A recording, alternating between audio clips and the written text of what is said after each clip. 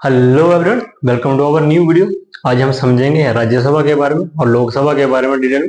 Start करते हैं अपना ये लेक्चर आज का। ठीक है, तो जब हम बात करते हैं राज्यसभा और लोकसभा की, ठीक है, तो पार्लियामेंट हमने स्टार्ट करा था, तो पार्लियामेंट में ही राज्यसभा, लोकसभा और प्रेसिडेंट के बारे में हमने समझा था। तो प्रेसिडेंट जो चैप्टर है वो पहले हम पढ़ चुके हैं। तो आज हम स्टार्ट करेंगे राज्यसभा। तो अगर राज्यसभा की बात करें तो आर्टिकल 80 जो है, आर्टिकल 80 जो है वो क्या बोलता है? आर्टिकल 80 की डेफिनेशन क्या है? Composition of the council of states. और काउंसिल ऑफ स्टेट्स का मतलब क्या होता है? काउंसिल ऑफ स्टेट का मतलब राज्यसभा।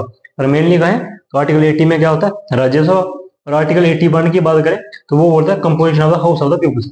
मैंने पहले आपको बताया था, जब हम पिछले लेक्चर में पढ़ रहे थे, तो हाउस ऑफ द पीपुल भी बोला जाता है किसको? लोकसभा को। सो 81 जो है वो डायरेक्टली किसका डील करता है? लोकसभा के साथ। तो 80 और 81 जो दोनों आर्टिकल्स हैं, 79 में हमने देखा था पार्लियामेंट के बारे में, जिसमें कि पार्लियामेंट के तीन हिस्से होते हैं, प्रेसिडेंट, लोकसभा और राज्यसभा। उसी के बाद आर्टिकल 80 और 81 क्या होते हैं? 81 80 जो है वो राज्यसभा और 81 जो है वो लोकसभा की चर्चा करता है। अब राज्यसभा और लोकसभा में क्या डिफरेंसेस होते हैं, किस तरीके से इनकी इलेक्शन होती है, क्या इनका टेन्योर रहता है, उसको हम डिटेल में समझते हैं। ठीक है, अगर हम बात करें लोकसभा की, तो लोकसभा में टोटली कितनी सीट्स होती है? 545 सीट्स होते हैं। सबको पता है, हमने कई बार ये सुना भी होगा, न्यूज में सुना है। अगर बचपन में जब पढ़ते थे तब भी हमने हिस्ट्री और उसमें सब में पढ़ा हुआ है कि लोकसभा की जो टोटल सीटें हैं, कितनी सीट्स है? 545 सीट्स होती है। वहीं अगर राज्यसभा की बात करें तो राज्यसभा में टोटली कितनी सीट्स होती है? 245। 545 और 245 अगर आपको याद रखना है तो डायरेक्ट सी बात है, पांच के पीछे दो लगा दो तो इसकी होगी। तो राज्यसभा और लोकसभा में ये टोटल जो है वो सीट्स का डिफरेंस है थोड़ा सा। ठीक है, बाकी और देखें तो लोकसभा के लिए 24 साल एज चाहिए मिनिमम, जो है 24 ईयर्स का जो पर्सन है वो खड़ा हो सकता है लोकसभा के। अगर लोकसभा की बात करें तो उसमें डायरेक्ट कौन आते हैं? जैसे कि हमारे पास एमपी हो गए। अब आप बोल लेंगे कि एक एमएलए भी होता है। हमारे स्टेट में तो एमएलए भी हैं, एमपी भी हैं। एमपी तो उसमें आ गए, तो एमएलए कहाँ है? राज्यसभा में। तो राज्यसभा में एमएलए नहीं होते। ठीक है, एमएलए कहाँ पर होते हैं? जब हम लोकसभा और राज्यसभा की बात करते हैं तब हम करते हैं सेंटर की बात। ठीक है, तो जब हम सेंटर की बात करते हैं तब उसमें आता है हमारे पास पार्लियामेंट। पार्लियामेंट कहाँ पे? सेंटर में पार्लियामेंट है। बट जो एमएलए है वो पार्लियामेंट में नहीं आता, तो फिर एमएलए कहाँ आता है? तो उसको समझते हैं। पार्लियामेंट की बात करें तो इसमें लोकसभा आता है और राज्यसभा, जी हमने पढ़ लिया। लोकसभा में वही लोग आते हैं जो एमपी होते हैं, जिनको हम कहते हैं मेंबर ऑफ पार्लियामेंट। और एमएलए जो होते हैं सेम इसी तरीके से, जैसे ये पार्लियामेंट सिस्टम हुआ, लोकसभा हुआ, स्टेट का भी होता है, ये सेंटर का है।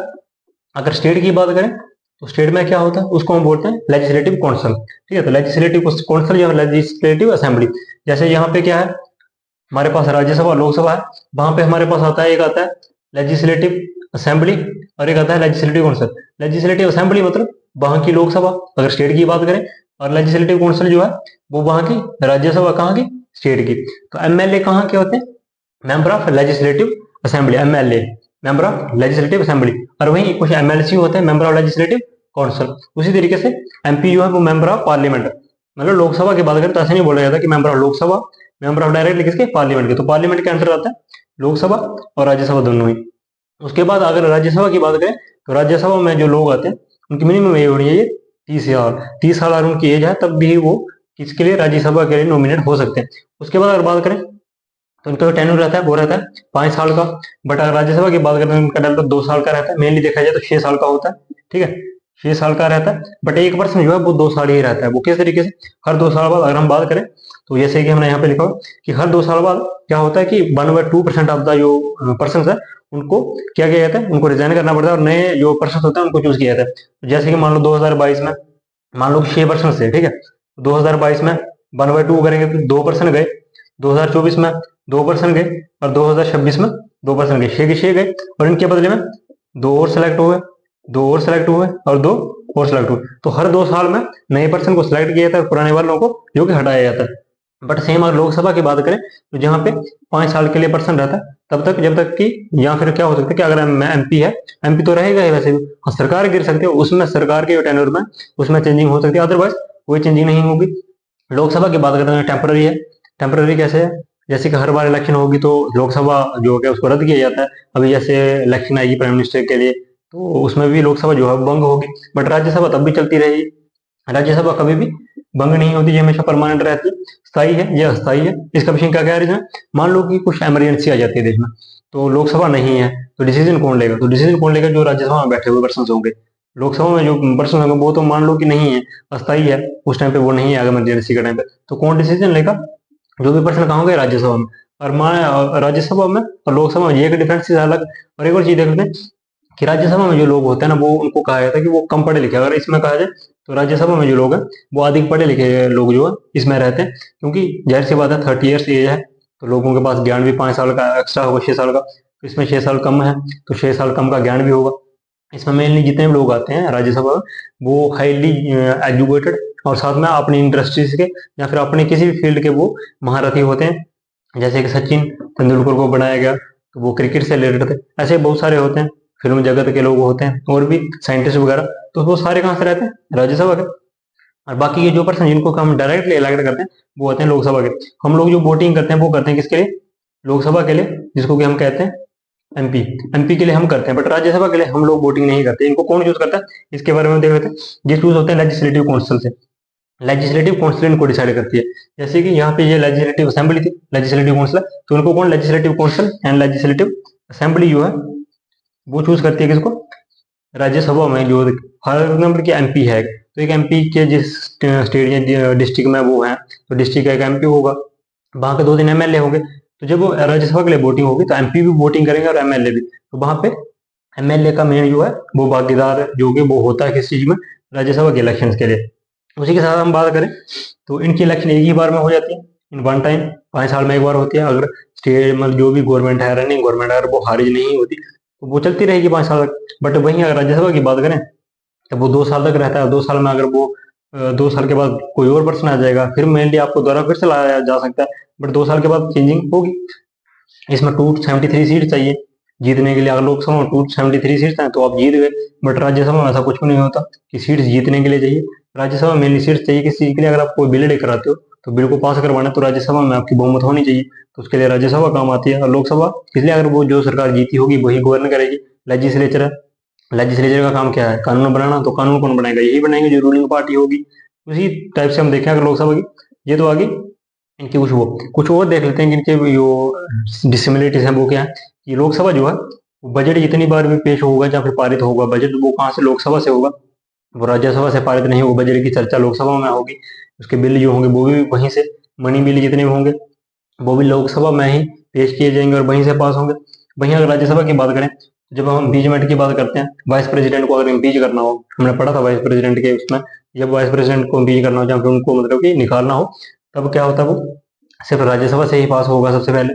देन इमरजेंसी हो, इमरजेंसी भी, क्योंकि इमरजेंसी में मैंने पहले बोला लोकसभा जो है वो अस्थायी हो जाती है, वो स्थगित कर दी जाती है, तो इमरजेंसी के केसेस में भी राज्यसभा डिसीजन लेगा। Then Akhil Bharatiya services, Akhil Bharatiya service जैसे कि यूपीएससी हो गया, तो इतनी इनकी जितनी भी वो है डिसीजन कौन लेता है, राज्यसभा में लिए जाते हैं। क्यों, अगर हम बात करें अखिल भारतीय सर्विस यूपीएससी की, तो मैंने पहले कहा कि यहाँ पर अधिक ज्ञानी लोग बैठते हैं जिनको नॉलेज एक्स्ट्रा होती है। तो जो यूपीएससी है, सबको पता है कि यूपीएससी किस लेवल का जो एग्जाम लेता है और उसके अंडर किस कैटेगरी के जो पर्सन आते हैं, उनको पूरा देश संभालना होता है, तो इनके अंडर रहता है। अब इनमें कुछ सिमिलरिटीज भी देख लेते हैं। अगर सिमिलरिटीज की बात करें तो कॉन्स्टिट्यूशन अमेंडमेंट होगा, जब जब कॉन्स्टिट्यूशन में ही चेंज करना होगा तब दोनों की जरूरत पड़ेगी, लोकसभा और राज्यसभा दोनों है। एक के उससे नहीं होगा कि लोकसभा से बिल पास हो गया तो राज्यसभा को भी करना पड़ेगा, वो इसमें दोनों को पास करना पड़ेगा, दोनों को बैठना पड़ेगा। ठीक है, इम्पीचमेंट हो गया, इम्पीचमेंट किसका, प्रेसिडेंट का। वाइस प्रेसिडेंट का करना होगा तब तो सिर्फ राज्यसभा, बट अगर किसका करना होगा, प्रेसिडेंट का या CGI, chief justice of India, जो कि सुप्रीम कोर्ट के हेड होते हैं, और इन दोनों का करना होगा हमें इम्पीचमेंट, तब हमें राज्यसभा और लोकसभा दोनों से ही बिल पास करवाना पड़ेगा। और मान लो कि लोकसभा और राज्यसभा दोनों में से ही बिल पास नहीं हो रहा, क्योंकि लोकसभा से बिल पास हो गया राज्यसभा से पास नहीं हुआ, या फिर राज्यसभा से पास हो गया लोकसभा से पास नहीं हो रहा, तब क्या करेंगे, तब बुलाया जाता है ज्वाइंट सेशन, उसको कहते हैं ज्वाइंट सेशन में। मेनली क्या होता है कि मान लो कि 545 मेंबर्स कितने हैं, 545 किसके हैं, लोकसभा के, और 245 किसके हैं, राज्यसभा के। इन्होंने बिल पास करने से मना कर दिया, इन्होंने पास कर दिया।